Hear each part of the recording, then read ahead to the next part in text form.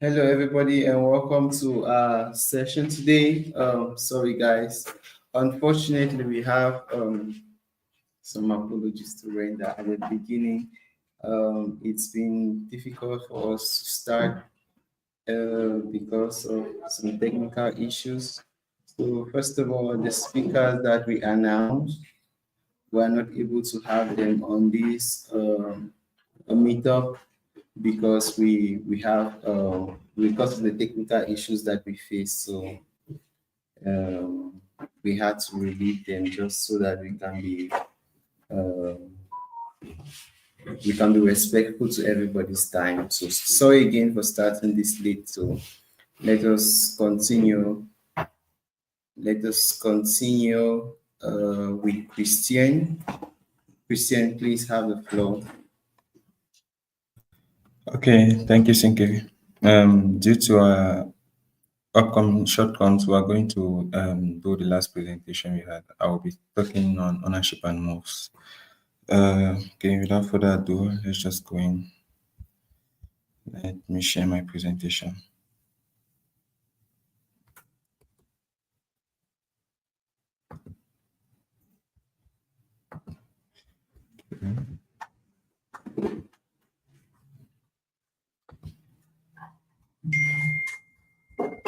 Okay.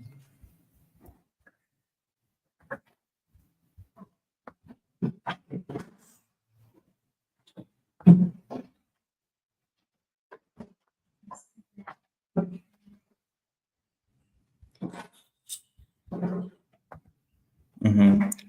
So I'm Christian and I will be taking ownership and moves. So there's something we first need to know before we get into the topic ownership and moves in us. When it comes to memory management, what we expect from our programming language normally are safety and control. And so far, we have two sets of programming language, if I can group them in this camp, where each either go for safety while the other go for control. So we're going to visit each of them, seeing which language are for safety, which language are for control, and seeing how we can see where what falls into all of this. So when it comes to memory management, we have languages like Python, JavaScript, and Java, which are modern languages. They fall in the safety camp. When I say fall in the safety camp is due to the garbage collectors we all know, we are sure the garbage collector is going to manage our memory effectively in such that garbage collector does not give us the work of deallocating memory, cleaning up memory, and such. This avoids things we also have like double freeze or use after freeze. And we have languages now like C and C++, which are for control. We have languages like C and C++, which are for control.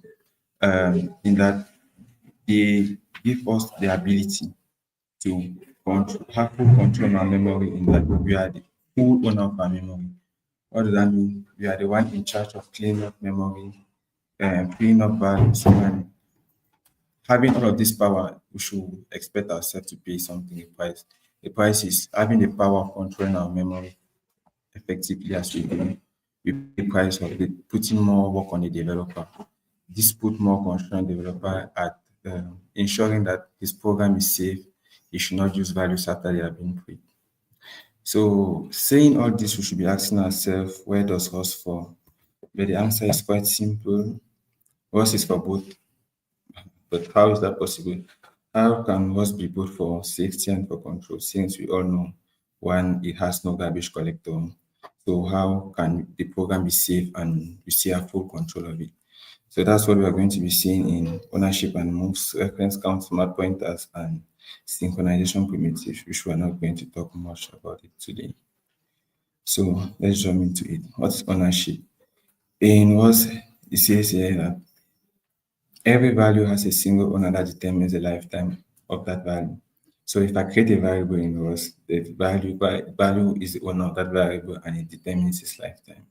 And that is what is called ownership. I can say A owns the value to which it's pointed to, and A determines the lifetime of that value. We're going to see that in some examples.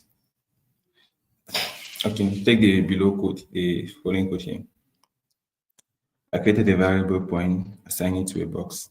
If you do not know what a box is, A box is just a pointer to some value stored in the heap. Like for example, a box of t is a pointer to some value t in the heap. So in this following example, what I just want to show here is the point variable is the owner of the box and what it contains. Same here, the label variable is the owner of this point here, which I've stringify it actually, is the owner of this and it determines the lifetime. So at the end of this scope here, since this point variables do not live till the end of this scope, they determine the lifetime of what is stored here. So all of this is going to be dropped at the end of this scope.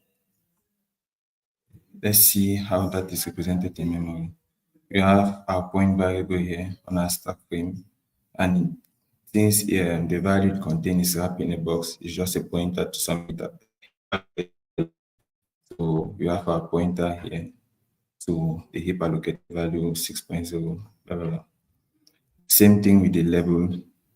Since strings are also heap allocated, this is how we have the string allocated on our heap here.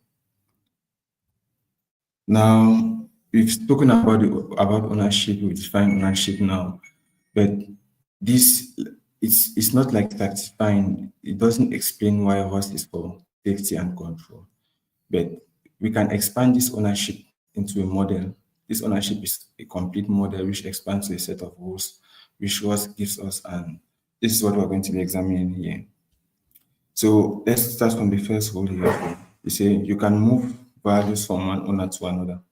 Yeah, previously here, blah, blah, blah, a value has just a single owner. But here too, what gives us the ability to transfer ownership from one value to another.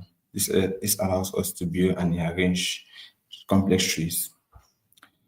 Very simple primitive types like integers, floating point numbers, and characters are excused from the ownership rules because these are actually copy types in ROS. We're going to see that in the coming slides. Copy types are types which do not actually follow the ownership rule.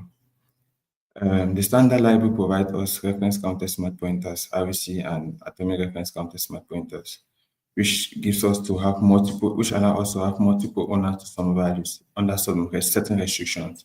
We're also going to see that, and we can also have bows or references to value.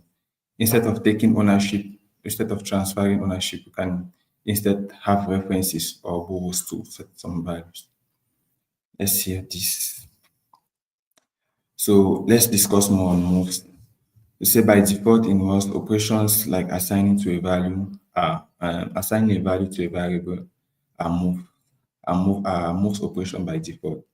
That means if I take this simple Python code here, if I assign the variable s to this array, udon, ramen, and soba, and on the second line, I create a new variable t and assign it to a value s. What happens here is the reference count of the variable s is incremented by 1. So the garbage collector keeps track of this, saying s here has a reference count at the second point here, s has a reference count of 2. So it stores that. And the third reassignment of s to u, the reference count of s increases by 3. So the garbage collector also keeps track of this. So with this, the garbage collector is able to have reference counted, increasing reference counts to variables so that it can track when the variable should be cleaned up. But actually, the garbage collector is something we do not actually have full control on when this is going to be done. But this is a Python code and it's actually cheap because doing this, we do not have new allocation. We just have incrementation of reference counts pointers, just do incrementation of reference counted pointers. So if we take an example of this in C++,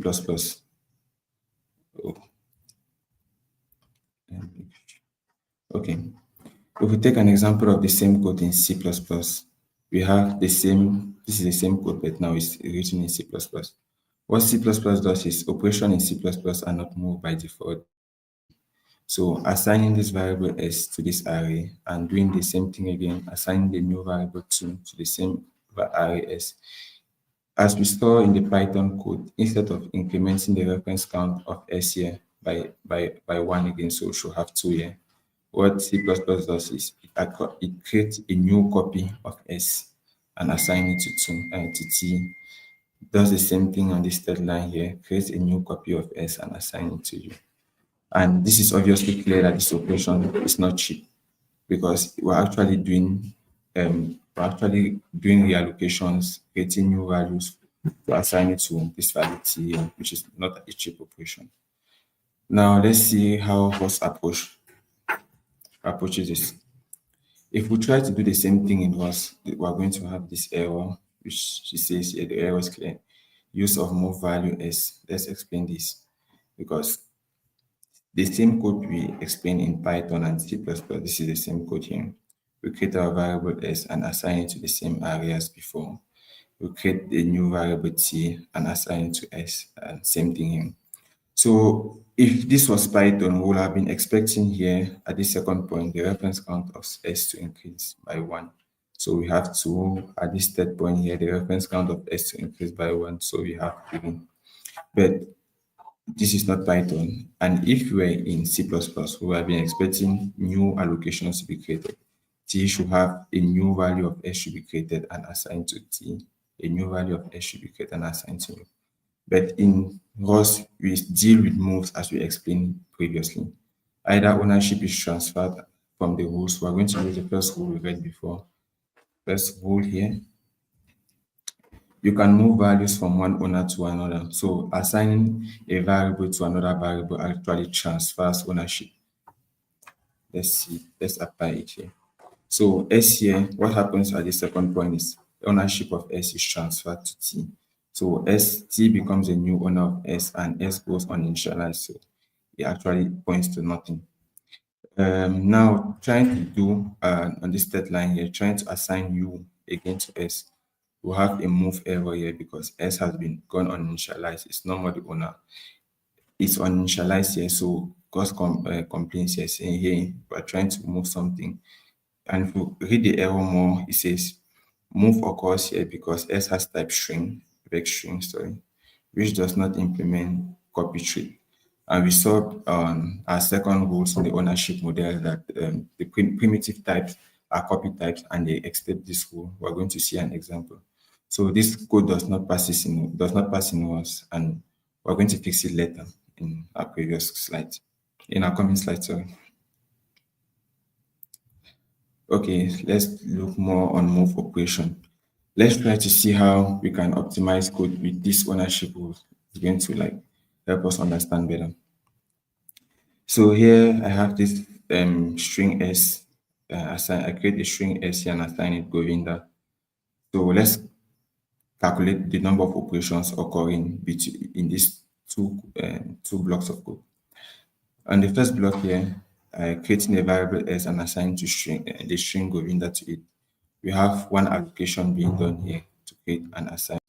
Now, on the second line, we made a string mutable using this new keyword here. This is how we make string mutables in Rust. By default, they are immutable. Variables mutable, sorry, not just string. This is how we make variables mutable.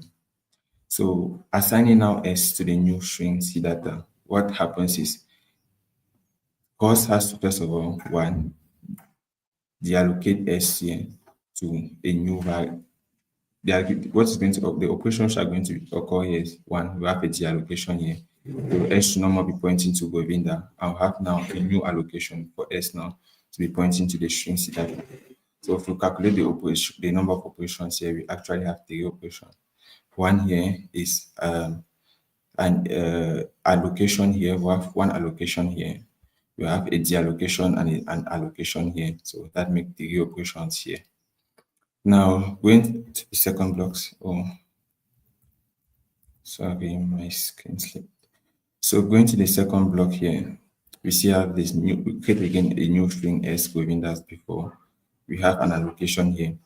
Now, from the ownership model, we read ownership is transferred. So when we say create this variable T, what happens here is S goes uninitialized and transfers its value. Ownership is transferred from S to T. So S is no more the owner of the string Govinda, but T now is a new owner. T is the one pointing to Govinda, while S goes uninitialized.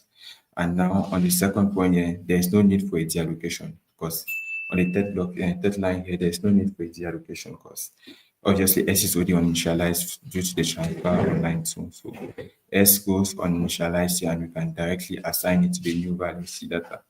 So we can see here that on this third block here, we just had an allocation contrary to this first block of code here, where on this second line we had a deallocation before an allocation. But on the second block here, we just had an allocation because we were able to smartly, wisely use the ownership model to transfer ownership of S here, making it uninitialized. Though here, the second block is not actually clean because we have something we do not actually want T. If T is not needed, then this actually is actually bad code, you can say, because T is not needed, but the operations here, one allocation and that allocation. So we have two operations here and three operations here, which is actually a benefit, but with some side effects. So this was just for us to understand more on moves. So okay, if we go to the second role in the ownership model where we spoke of copy types, let's jump more into copy types. So let's see what happens in memory when we assign a string and what happens in memory when we assign an integer. So we have two blocks of code here. The first one, create the string1, assign it to the value somnambulance. Second line here, we say let string2 be equal to string1. From what we already know from the ownership rules, ownership is going to be transferred from string1 to string2. So string1 is going to be the new owner of somnambulance, and while string2 is going to be the owner of somnambulance, while string1 goes uninitialized. Okay, so now we are dealing now with integers here, not more string. So inverse primitive types, which are integers, floating point numbers, and Boolean characters, implement the copy tree. So let's see what does that actually means for types to implement the copy tree. So here again, create the string num1, assign it to 36, which is actually an integer. And same thing here, we create another variable num2, assign it to and assign num1 to num2. So if we want to apply the ownership rule here, we should be expecting ownership to be transferred from num1 to num2. But let's see how our memory looks like then. Now this is how our memory looks like. We have our string here, string1. The first allocation here, pointing to somnambulance, you can see is represented with this broken line because after string1 actually loses ownership of this heap allocated value. So we have string1 here in our stack frame with its capacity and length. Now at the second assignment of string1 reassignment, at second line where we assign string2 to string1, now string1 actually loses ownership here. That's why we have this broken line, and string2 is a new owner of this heap allocated value. But if you check here, we on the side where we have integers, this is num1 and it has the value 36, and num1 was assigned to num2. You can see num1 is still holding its value 32, while num2 is holding the value 36. Sorry. What does that mean? It means the value was actually copied. It was not moved like the ownership model says. So this copy type, they actually escape the ownership rules. They actually behave like like the example we saw in C++ code where values by default are copied. Okay, these are some things you should note when working with us. So let's read some of the rules here. It says here, first rule says, all primitive types in ROS are copy types. Example, I32, U32, integers, and floating point numbers, characters.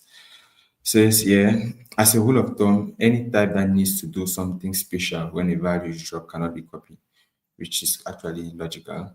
A vec needs to free its element, a file needs to close its file handle, a mutex guard needs to unlock its mutex, and so on. Bit for bit duplication of such types will leave it unclear which value was responsible for the original resource. Yeah, if we allow a vector, for example, to be copy type, this would make it unclear of who is supposed to clean the value because it's heap allocated. let's see more of this forward in our coming slides. So in the ownership model we saw previously, we spoke of ownership being transferred. We spoke of copy types which actually escape from the ownership rule. We talk of reference counter smart pointers. So let's jump more into it. So actually it's going to be our last point for the talk of today. So let's conclude with RC and reference count smart pointers and atomic reference counter smart pointers. So we have seen how ROS mimics C++ behavior with its copy types. Now here we are going to see how ROS mimics garbage collected languages like Python and JavaScript with reference counted pointers. So in ROS we said we have just a single value to a single owner to a value, but with this reference counted smart pointers, it actually gives us the ability to have multiple owners to a value. Yeah, it's a bit confusing. What says A, you can just have a single owner to a value, and let alone gives you the possibility to have multiple owners to a certain value. So let's see how that happens. Yep, this is the first code we saw where we are comparing between ROS, C++, and Python. If you remember well, this code was unable to combine before. Yeah, this is it here, if you remember. This is the same code now. Let's make this code compile by mimicking the garbage collected languages behavior on this code.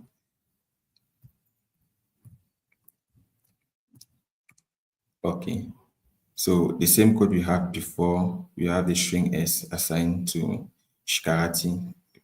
We have T. Now, if you notice, there is something different to the previous one. We wrap now S into the reference counter smart pointer that we see here. With this being wrapped into reference counter smart pointer, it actually gives us the ability now to increment the reference count of S now at each reallocation. In this way, it actually behaves somehow like Python, for example.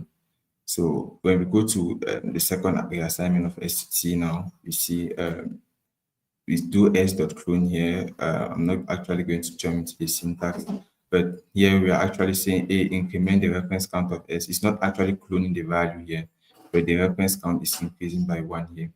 The reference count increases by 1 here. So if you can see, this is what we'll have in memory. This is our stack frame, our 3 variables S, T, U, and we have our heap here. S is pointing, you can see this 3 here represents now the shown reference, which is actually the reference count. Now the reference count here, the total amount here is 3 because we have 3 pointers to the same value in the heap. Now we have now our Shikarati, the string here. Now, since we all know ROS does not have a garbage collector. So how is this clean? How is this managed? Because in Python, for example, we know if this happens, we are sure the garbage collector is actually going to clean up everything for us. Now let's see how ROS does that. ROS guarantees us here that the last owner of the value is in charge of cleaning up the value. So for example, here, everything here, these 3 variables, they might be in the same scope, like for this case here, they're in the same scope. So when at the end of the block here, the last owner of this or of the string Shikarati is in charge of cleaning up. So after each deallocation, after each drop of each variable has been done, the last person to be dropped, the last variable to be dropped is actually in charge of cleaning up this. So if these had different scopes, let's say an upper scope, an inner scope, and an outer scope, then you will be in charge of cleaning up memory, since this upper and inner scope are going to go out of scope. That means they will be dropped before you. So you is the final owner of the value, is in charge of cleaning up memory. Yeah, it's actually cool. This is better than the garbage collector, which actually were giving him charge of doing everything, and we are not sure at what point in time the code is going to do that. This method is actually preferable, personal point of view. Okay. Yeah, so, Christian, sorry. Yeah. Yeah, so already should we already ask the question? Yes, Something. I will had a last slide here, but you can ask question before. I don't know. This is my last slide actually. Okay. Um, I guess you should finish realize last sliding. Okay, okay. Let me just finish the last slide. So, point to know on RVC and ACT. There are some certain rules you should know because if we are allowed to do everything, actually, Rust becomes not different from other languages. Then, so with this possibility of having shared ownership, Rust gives us this rule we should follow when using RECs and ACK. Says values owned by REC pointer is immutable because this is a violation. If they were immutable, it would be a violation of Rust principle because we cannot have multiple mutable owners to a value. It's actually going to cause data race and undefined behavior at certain point in the code, which is what was actually evits. So, which is obvious. So, Rust memory and trade safety guarantee depends on ensuring that no value is ever simultaneously shared and mutable. Yeah, no value should be simultaneously shared and mutable. We don't want data races. We do not want situations where you're trying to read and write the same value at the same time. But this behavior can be surprised again with cells. What is actually crazy? This behavior can be surprised with cells which provide us interior mutability.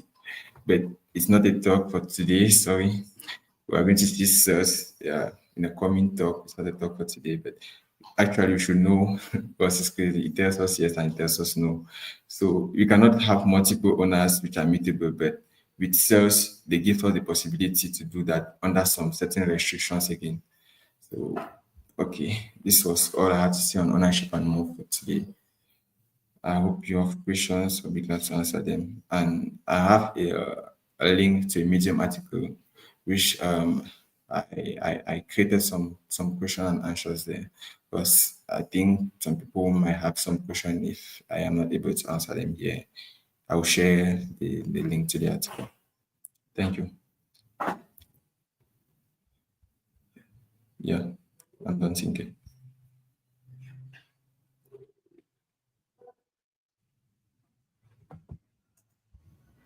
Oh, okay. Thank you very much. Christian, please can you go on mute? I'm getting like this echo. Okay, Yeah. perfect. Thank you. So thank you very much, Christian, for these. I guess there's a question, right? In the chat, someone is confused about what a garbage collector is and how it works. Maybe this is a perfect time to demonstrate if that is okay. Okay.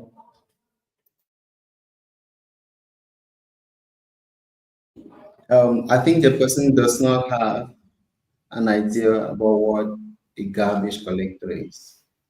Okay.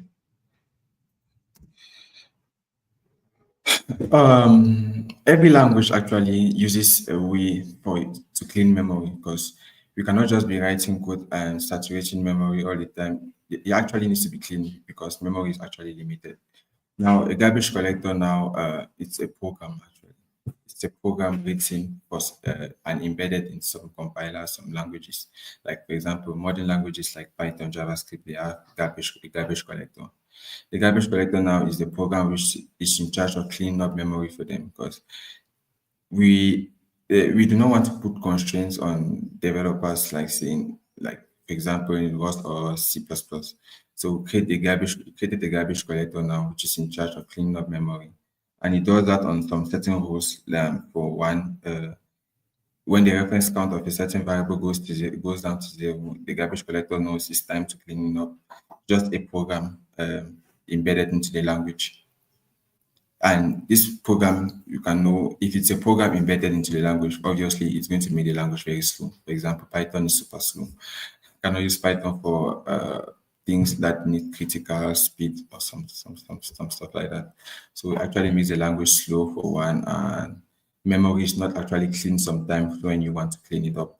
course garbage collector, or maybe it might be somewhere else. The program might be like in a staging waiting phase or somehow some stuff like that.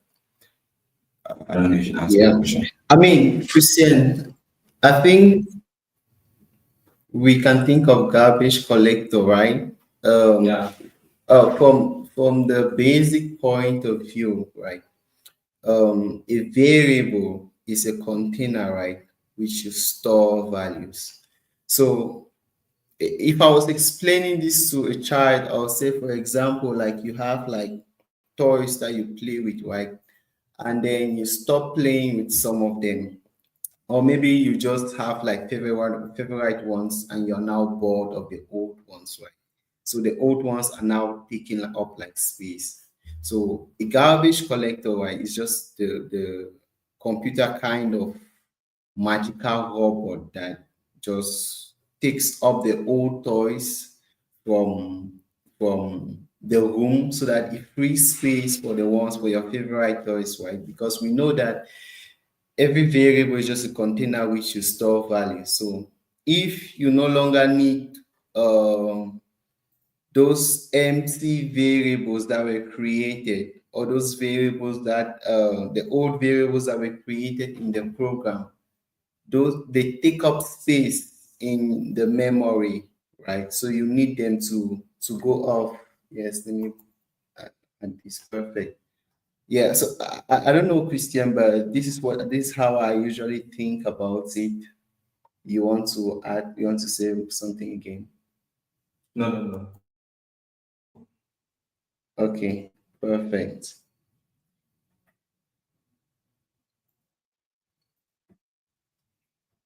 Okay, so guys, again, we are sorry about this. We started like 1 hour late, right? Because we had some technical issues. And because of those technical issues, we could not have our speakers that we planned for yeah, for this particular meetup. Again, we are sorry. So what's happening in the community? We just started, right? And this is our first year. And of course, we are going to have a lot of organizational challenges. But I think it's okay because we are moving forward and we are finding ways to equip us, the community, with the necessary Rust skill. How do we plan to do that moving forward? We have projects, right? We're going to do project-based learning. So people are going to be learning based on project design so that you don't just our meetups are usually talks, right? So usually we can talk about this stuff. Christian and I can talk about, other people can talk about garbage collector, board checkers, because actually we use this stuff in projects, right? So if you two are not too familiar with it, it becomes a little bit difficult for you. It doesn't mean that we have to throw away these stocks or the stocks are not necessary. It just means that we have to look for a platform or a way. We already have the platform. We have to look for a way to equip everybody with the technical skills. So that's why we are designing project-based learning. And right now, what we are currently planning is to have some kind of mentorship programs that through them will design projects and have mentors guide us through this so that we can have the members of the Rust community in Cameroon equipped with Rust skills, right? So this is what we are planning. How have we started? We have started with the ASIC child library. So we hope that this will be a good starting point for all of us, right? So that's why we have that project, and we want everybody to contribute actively in the project, right? So again, we are open to all of your feedbacks, whether it's on Discord or on WhatsApp. We are open to all of your feedback. So you tell us what you think, how we can do better in organizing this project. If you ever feel that you're not fitting in one way or the other, you can you can write directly in the group or reach out to us directly, so that, because we want an inclusive environment, right? Everybody should learn. So if there was something, if you still think that it's a little bit difficult how we are doing, yes, just tell us that it's difficult. Then we'll try to have a talk with you to understand how difficult it is, and then break it down a little bit. So this is how we want to do it. Our goal here is very simple. We want everybody to be um, technically involved in Rust. So we should know what Rust is, and we should be using it. So we want to start, and we are starting from the very, very basic. That's why we always have these basic and fundamental topics in the meetup where we talk about it. But we hope that our subsequent meetups will not only be about talk, it will also be about workshops, right? Where we ask people to do stuff. We also do have like project showcase and stuff like that. So we want to do a lot of things with everybody. But then if we do not know how you're feeling about what is already going on, we may miss you right in the plan. So feel free to tell us any day, anytime about what you think, how we should move forward.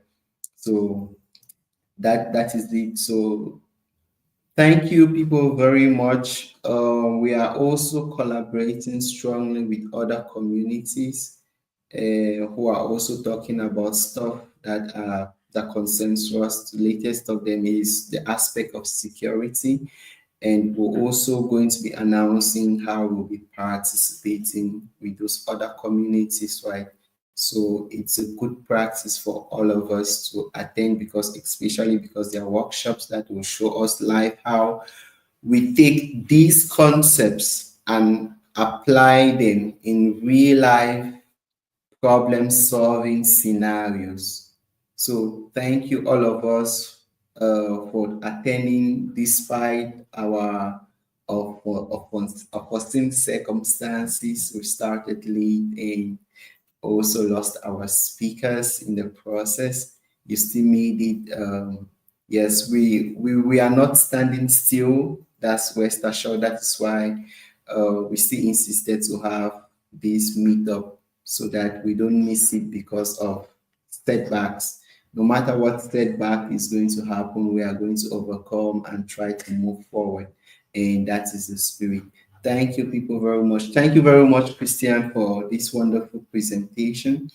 And we'll update everybody about the last meetup. Thank you very much, everyone. Bye-bye. Bye-bye. Now we're talking. No direction.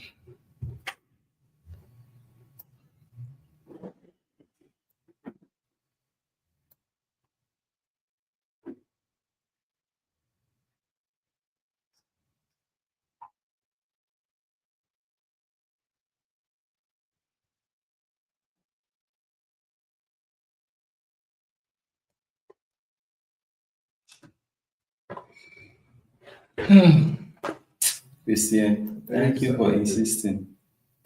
I'll be very last. My approach was even good. I nearly was maybe my flyer that normally used to do. My flyer was the half time. My flyer is longer than this. It's okay.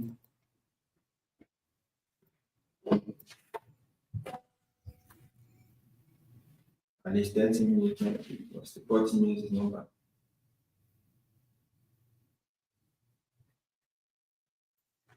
I've not ended the stream. Hey. Nobody was here.